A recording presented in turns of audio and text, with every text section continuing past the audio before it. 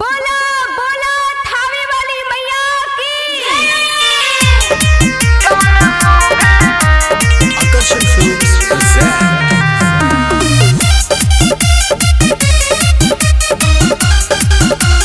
Music by Rajesh Sahni। किनिले ओइह टिका नथुनिया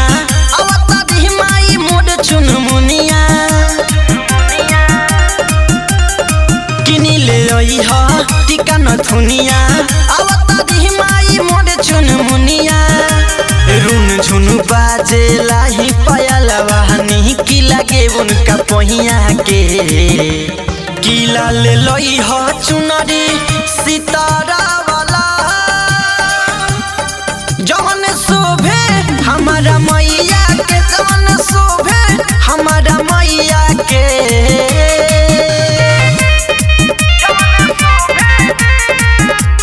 रिया recording studio Narkatiaganj.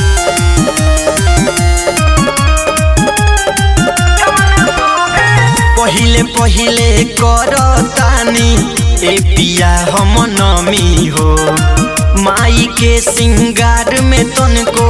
करब नाही कमी हो पहिले पहिले करतानी ए पिया हम नमी हो माई के सिंगार में तनको करब नाही कमी हो लीला रखे बिनती कान के झुमका कंगना लिह तू कलहिया के किला लिलई ह चुनरी सितारा वाला जवन शोभे हमारा मैया के जवन शोभे हमारा मैया के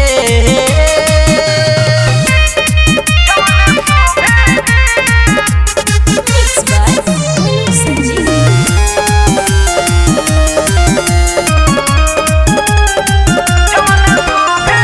अनुराग गोलू से हम फूलवा के मंगाइबो हो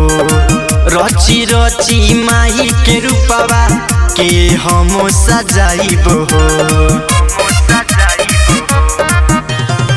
गोलू सन जीव से फूलवा के हम मंगाइबो हो रची रची माही के रूपवा के हम सजाइबो हो राज राम बोली जाई के बाजारी कपड़ा लाई भैरो भैया के किला लिलई ह चुनरी सितारा वाला जवन शोभे दुर्गा मैया के जवन शोभे हमारा मैया के रिया रिकॉर्डिंग स्टूडियो नरकटियागंज।